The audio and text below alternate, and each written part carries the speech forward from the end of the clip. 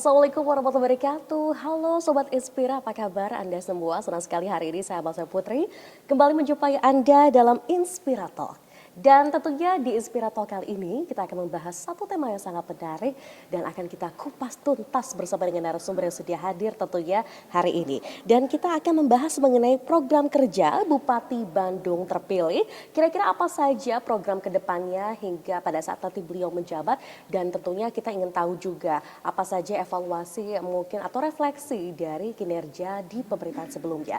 Dan kita juga akan langsung menyapa ya narasumber yang sudah hadir, yaitu adalah Kang DS atau Bupati Bandung terpilih, yaitu adalah Bapak Dadang Supriyatna. Kang DS, apa kabar? Alhamdulillah. Sampurasun. Rampes. Senang sekali kita bisa mampir ke sini, bisa melihat langsung ya, luar biasa di sini. Di belakang saya mungkin yang paling menarik perhatian kita adalah banyak sekali produk-produk UMKM begitu. Tapi yang paling menarik hati adalah saya kemarin baru aja baca beberapa berita online yang menyampaikan bahwa Kang DS ini habis belusukan. Siap. Belusukan kemana ini kemarin Kang DS? Mungkin boleh diceritakan. Terima kasih pemirsa Inspira ya, yang tentunya pada hari ini kita bisa bersilaturahmi dan sekaligus menyampaikan beberapa refleksi dan juga program kaitan dengan visi misi dan rencana aksi yang akan kita gelar 5 tahun yang akan datang. Tentu kemarin saya itu mendapatkan kabar dari Kepala Desa Sugih Mukti, Pak RS Buhori ya, tentu meminta saya untuk hadir langsung ke lapangan mengecek daerah perbatasan antara Kabupaten Bandung dengan Kabupaten Cianjur. Tentunya kok lokasinya berada di Kampung Londok. Desa Sugih Mukti, Kecamatan Pasir Jambu, dan juga ke lokasi Dewata, yang desanya Desa Tenyolaya, Kecamatan Pasir Jambu.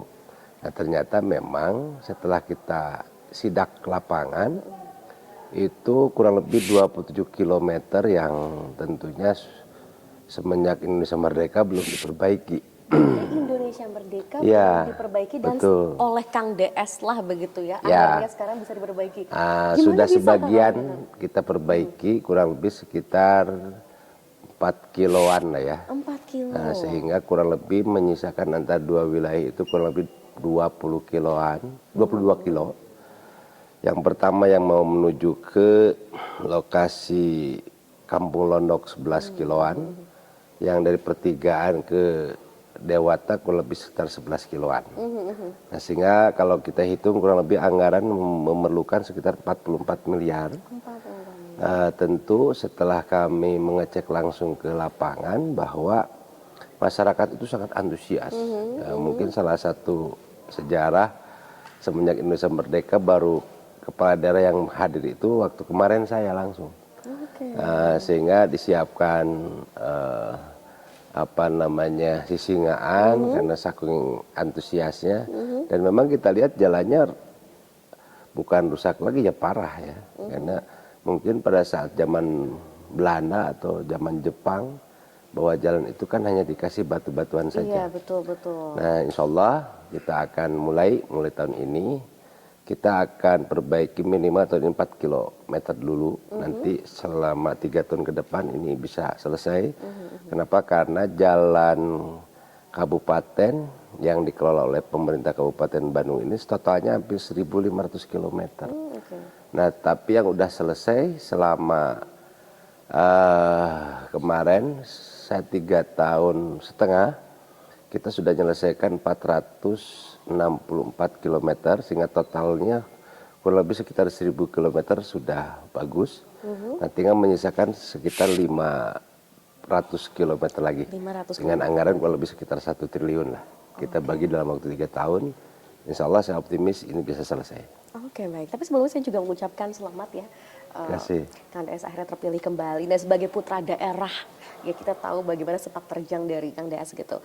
Mengapa akhirnya merasa perlu untuk terus berkontribusi dan memberikan banyak pengaruh untuk masyarakat di Kabupaten Bandung? Apa panggilan hati apa yang mungkin akan ngerasa saya harus terus berjuang lagi nih untuk wargi di Kabupaten Bandung ini? Pertama bahwa saya pernah mengalami jadi kepala desa ya. Jadi di tahun 1998 itu saya jadi kepala desa pertama. Selama 2 periode. 2029-nya saya mencalonkan anggota DPRD Kabupaten, terpilih 2 periode juga. Sampai 2019. Dan 2019 saya mencalonkan anggota DPRD Provinsi. Baru 1 tahun saya menjadi bupati. Nah, kepemimpinan pertama ini saya baru 3 tahun 8 bulan lah, 3 tahun 8 bulan ya kurang lebih. Masa jabatan ini tidak full 5 tahun. Betul. Nah, karena ada aturan Undang-Undang Nomor 10 Tahun 2016 sehingga kurang lebih sekitar 14 bulanan lah yang tentunya ini dirapelkan mungkin ya dengan aturan undang-undang baru. Akhirnya pada tahun 2024 kita melaksanakan dan ikut lagi pilkada dan alhamdulillah terpilih. Adapun latar belakang ya memang setelah saya berkunjung keliling di Kabupaten Bandung ini memang banyak yang harus kita lakukan. Nah, contoh pada waktu periode pertama ini kan kita mendorong untuk bagaimana para guru ngaji ini kita berikan insentif. Dan alhamdulillah sekitar 107 miliar per tahun ini sudah berjalan. Yang kedua, saya mendirikan 5 buah rumah sakit. Ya alhamdulillah sudah tercapai. Dan tentunya di daerah-daerah yang jauh dari jangkauan ke rumah sakit. Kenapa? Karena pada saat tahun 2018 kalau nggak salah itu ada kejadian ibu hamil mau melahirkan, ingin datang mau dibawa ke rumah sakit Al Ihsan, perjalanan dari Kertasari kurang lebih 3 jam, akhirnya melahirkan di perjalanan dan terjadi pendarahan dan juga masuk ke rumah sakit dalam waktu 2 jam ibunya meninggal dunia. Dan disitulah saya lebih semangat untuk mendorong bagaimana sarana kesehatan, fasilitas kesehatan ini bisa berada di beberapa wilayah yang jangkauannya sangat jauh. Dan alhamdulillah saat ini sudah berdiri 5 buah rumah sakit.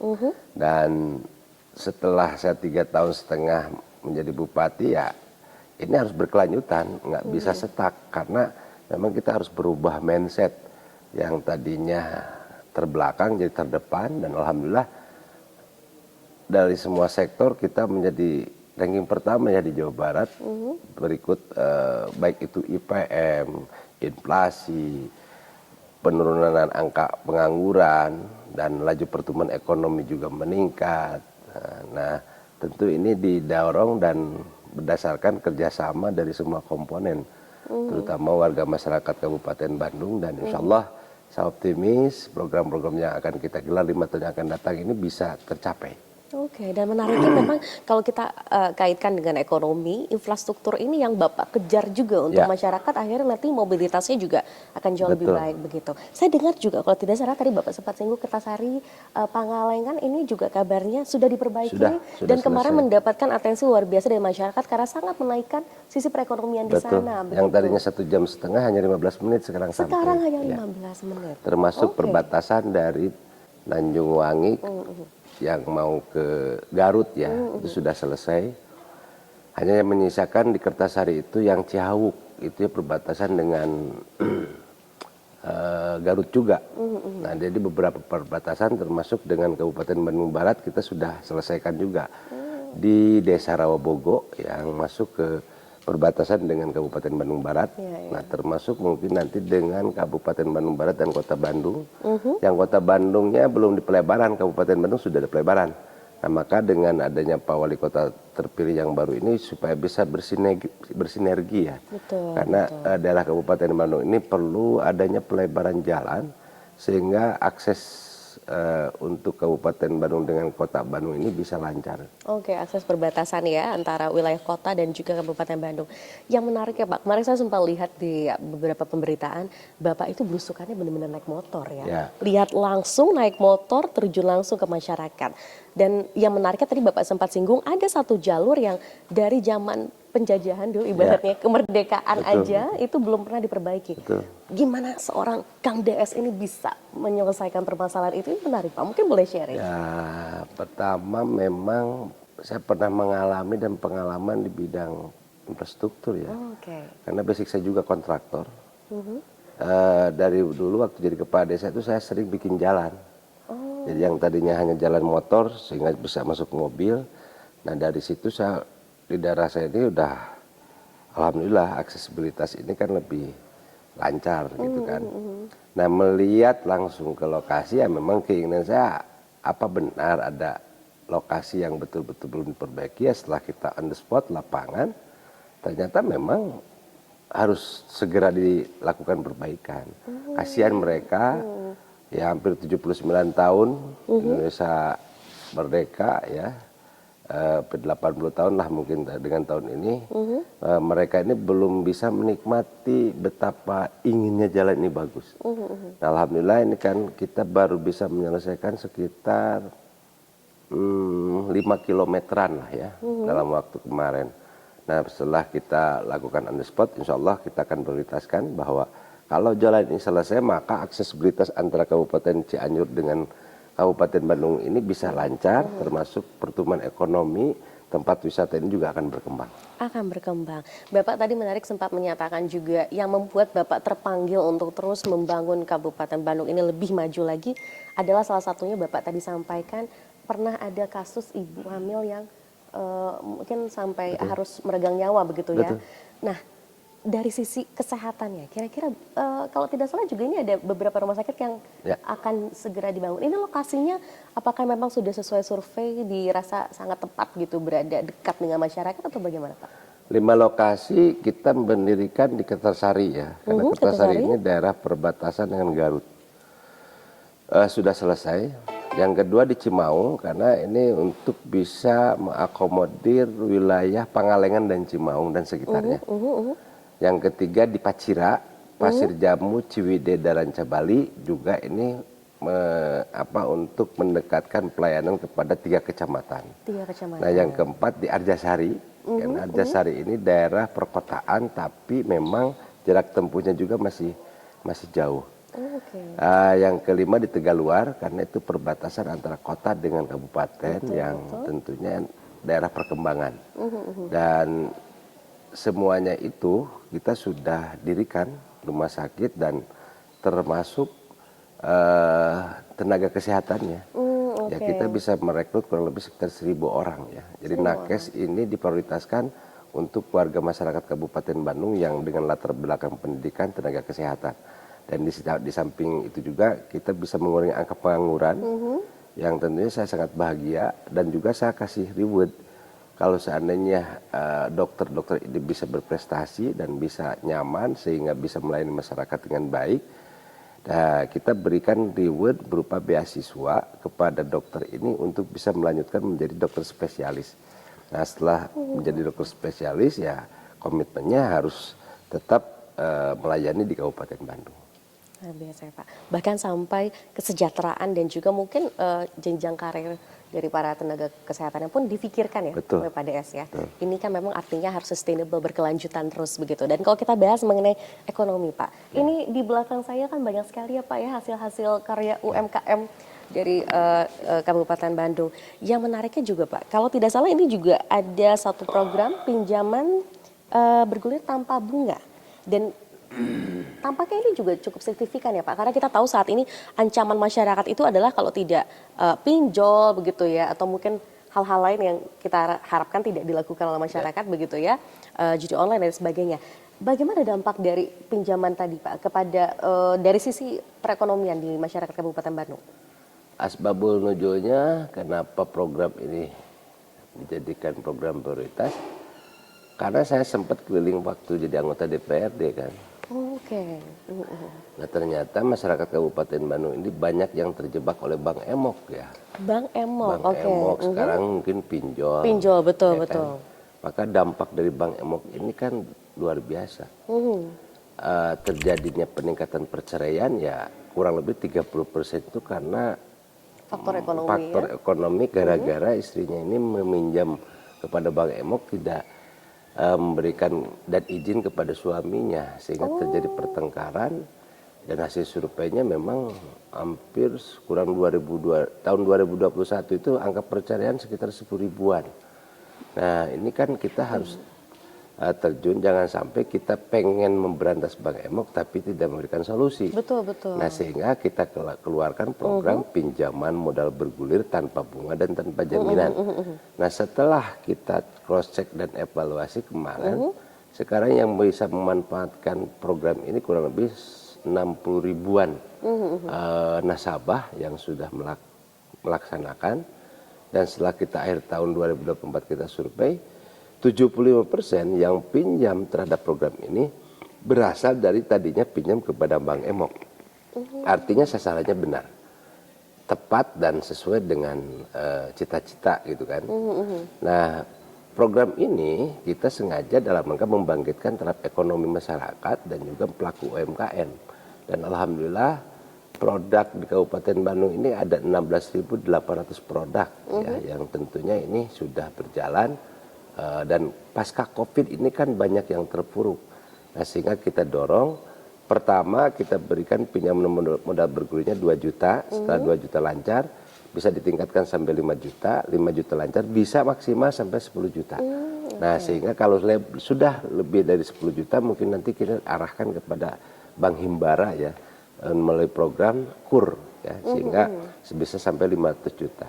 Nah semuanya ini kita terkomunikasikan dan kita berikan edukasi sehingga saya berharap dan mempunyai cita-cita bahwa pelaku UMKM ini bisa lebih maju dan lebih sejahtera. Itulah tujuan pemerintah, yang mana tujuan pemerintah itu hanya 2, bagaimana bisa membuat masyarakat sejahtera dan juga bagaimana membuat daerah ini bisa nyaman. Oke, baik. Itu Ini kan saja. banyak banget ya Pak ya, Ya. produk-produknya begitu. Luar biasa. Yang mungkin apa saja mungkin langkah yang dilakukan juga oleh pemerintah Kabupaten Bandung untuk meningkatkan nilai ekonomi dari produk-produk ini. Ini kayaknya packagingnya juga udah apa ya, bahasanya zaman sekarang mungkin kekinian sekali Ya, gitu ya, sangat ya. diterima sekali oleh masyarakat. Karena ada pendidikan, Ada pendidikannya. di dinas daginnya, ada kita berikan pelatihan bagaimana untuk bikin packagingnya, nanti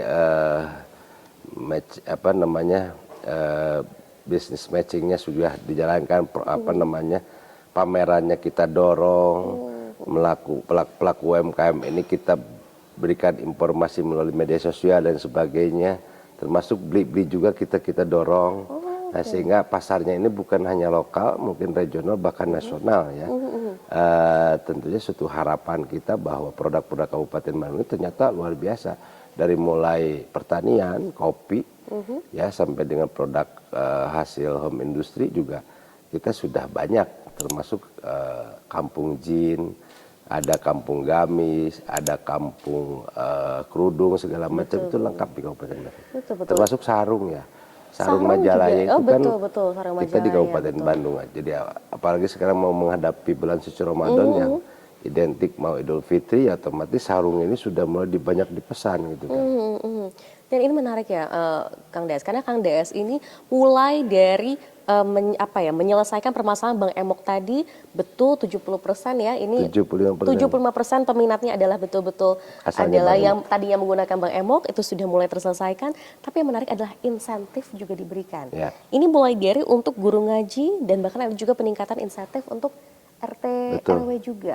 Mengapa akhirnya guru ngaji ini dirasa oleh Kang DS perlu juga untuk dirangkul begitu, apalagi diberikan insentif, atau artinya kan ini bentuk penghargaan ya untuk para guru ngaji begitu? Ya asbabul nuzulnya ya saya waktu jadi kades. Jadi waktu jadi kades itu saya memberikan insentif kepada guru ngaji ya. Jadi guru ngaji ini kan orang yang sukarela setiap hari mengajar ngaji kepada anak-anak atau umat tanpa pamrih, ya kan. Terus pada waktu itu ada kejadian juga guru ngaji sakit, tidak bisa berobat. Akhirnya saya bawa ke rumah sakit, ke Hasan Sadikin waktu itu. Setelah sembuh, saya bawa pulang lagi, langsung dibiayai oleh saya. Disitulah saya punya itikat bahwa apabila saya nanti jadi bupati, maka bukan hanya satu desa Tegaluar, tapi sekabupaten Bandung saya akan berikan insentif. Masya Allah. Dan rupanya doa saya dikabulkan oleh Allah dan alhamdulillah begitu saya terpilih, maka seluruh guru ngaji saya berikan. Oke, betul. Ya, salah satu manfaatnya secara ekonomi mikro kan uang ini berputar. Betul, betul. Berputar di daerah. Dan guru ngaji ini kita berikan perhatian bukan hanya insentifnya saja, tapi BPJS kesehatannya juga kita berikan. BPJS kesehatan juga BPJS ada. ketenaga kerjaannya pun kita berikan. Nah, kenapa ya? Tadi asbabul nuzulnya pada waktu saya jadi kepala desa.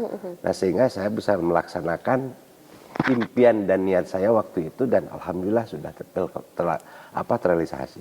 Tapi kita bisa petik ya nilai dari sosok Kang DS, bahkan dulu ketika menjabat sebagai Kades, keinginan cita-cita itu nggak pernah hilang. Betul. Jadi terus dijalankan. Betul. Artinya komitmen terus Betul. dipegang oleh Kang DS begitu. Dan kalau kita bicara mengenai Kabupaten Bandung juga tadi kan untuk guru ngaji diberikan. Ini RT RW juga ada insentif. Kenapa akhirnya di kewilayahan juga dirangkul lagi oleh Kang DS? Pengalaman dari Kades juga. Lagi-lagi. Iya kan, RT RW ini garda terdepan. Betul, betul. Yang mengurusi masyarakat, Betul. yang tahu kebutuhan masyarakat itu RT RW. Masa RT RW tidak bisa diberikan, gitu kan? Betul. Nah, maka kita dorong insentifnya kita tingkatkan dan juga kita berikan BPJS ketenagakerjaan. Kenapa? Karena memang secara real dan secara langsung berhadapan dengan masyarakat itu para ketua RT dan juga ketua RW. Betul. Nah, maka kita berikan alhamdulillah saat ini bukan hanya jaminan kecelakaan saja, ada jaminan kecelakaan, ada jaminan kematian, ada jaminan juga hari tua. Jadi Untuk kita RT, berikan RW, juga wow. jaminan hari tua. Jadi begitu misalkan sudah selesai jadi ketua RT atau ketua RW ataupun jadi guru ngaji sudah katakan pensiun, boleh dicairkan itu uang jaminan hari tua. Oke, Ya. jadi ini bisa kita katakan ya, programnya sangat visioner dan yang paling penting mungkin betul-betul Termasuk menjadi PKK juga. PKK kita berikan insentif Wow. dengan BPJS ketenagakerjaan. Perangkat desa juga sama, termasuk lembaga-lembaga yang lainnya ya. Dan termasuk sekarang ini periode yang akan datang kita juga akan berikan 5 komponen lagi. Ada yang namanya tukang beca, kusir delman, tukang ojek, supir angkot, dan seniman budayawan kita juga memberikan BPJS ketenagakerjaan. Ada BPJS Ya. juga. Selama ini mungkin belum dirangkul, belum terjamin kesejahteraannya. Sekarang mudah-mudahan dengan ada BPJS juga lebih tenang, Betul. regrek gitu ya. Kang DS. Tapi Kang DS mungkin kita boleh membahas sedikit mengenai program dari jilid kedua. Nanti pada saat kita tahu bahwa pasti akan ada program 100 hari kerja. Ya. Apa yang ingin akan kejarnya? Dalam program 100 hari kerja itu di samping 13 program prioritas kita tingkatkan yang sudah berjalan, juga saya akan menciptakan 10.000 wirausaha muda dan lapangan kerja. 10.000. Ya, Oke. karena kita target 50.000, maka per tahunnya itu sekitar 10.000-an. Nah, ada 4 komponen yang nanti kita persiapkan. Pertama adalah bagi masyarakat yang ingin berangkat dan bekerja menjadi tenaga migran. Kita udah kerjasama dengan Jepang dan Korea. Karena saat itu saya jadi anggota DPRD di Komisi D ya, dengan Disnaker ini sudah bermitra.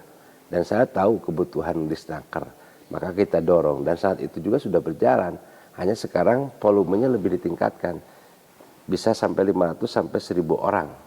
Ya, karena waktu saya ke Jepang, waktu saya ke Korea juga ketemu dengan warga Kabupaten Bandung dan alhamdulillah kesejahteraan juga bagus ya, meningkat. Ya? Bahkan kalau di Korea, kalau di Jepang dan Korea itu kurang berubah pola hidup dan termasuk kecantikannya kan glowing ya. Jadi saking dia terurus ya. Nah, disitulah itu yang pertama. Yang kedua, untuk ibu-ibu nih, untuk ibu-ibu yang mempunyai anak tapi tidak mempunyai suami karena cerai ataupun meninggal dunia suaminya, maka kita juga dorong untuk 1.000 sampai 2.000 orang untuk menjadi make up artis ya.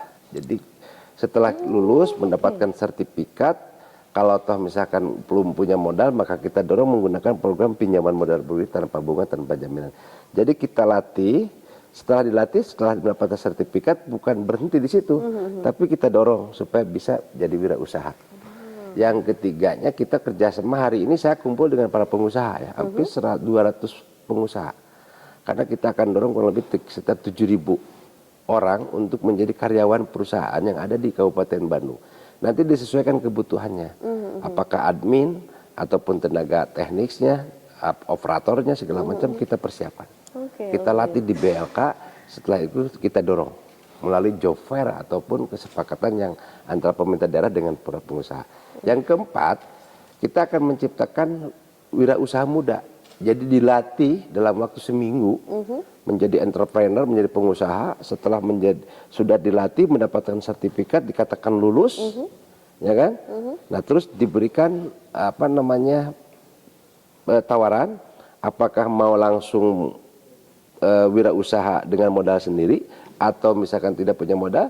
Kalau tidak punya modal, kita dorong program yang pinjaman modal bergulir tanpa bunga, tanpa jaminan. Wow, luar biasa ya. Ya. Di mana lagi Bupati yang berpikir mengenai soft skill ya? Ya, Dari karena para ibu-ibu kalau pun ke depan difikirkan kita ya? tidak mempersiapkan skill, karena saya melihat berdasarkan hasil Lemhanas itu ada 5 hal untuk menghadapi Indonesia emas ya. Yang pertama, peningkatan kualitas sumber daya manusia yang profesional dan paham tentang digitalisasi. Saat ini kalau kita tidak punya skill, ya jadi penonton. Ya jangan haraplah nanti 2045 kita akan jadi sukses, enggak. Saya yakin. Maka kita berikan bagaimana pelatihan SDM yang profesional ini disesuaikan dengan kemauan di masing-masing personal. Ya, dan yang kedua big data, kita lengkapi semua big data dengan dashboard satu aplikasi.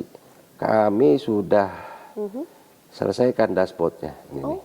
Di dashboardnya ini betul-betul kita sudah siapkan. Dalam satu jadi aplikasi satu aja. genggaman ini kita bisa melihat semua Data-data. database-nya sudah kita persiapkan. Jumlah masyarakat miskin, stunting semua lengkap. Ya. Dengan big data ini maka kita bisa memprogramkan apa saja yang kira-kira priority. Bagaimana mengurangi angka kemiskinan. Dan termasuk Rutilahu kita dalam waktu 3,5 tahun sudah menyelesaikan 29.300 unit rumah. Wow. Ya, insya Allah sisanya kurang lebih sekitar 10.000-an. Itu akan selesai lah dalam waktu 2 atau 3 tahun yang akan datang. Karena kita program ini rutin tiap tahun minimal 7.000 rumah. Ya tentunya insya Allah kita akan optimis lah 2 tahun yang akan datang di Kabupaten Bandung sudah tidak ada lagi rumah tidak layak huni ya. Betul. Dan ini berpengaruh terhadap indeks kesehatan ya, karena rumahnya sudah bagus.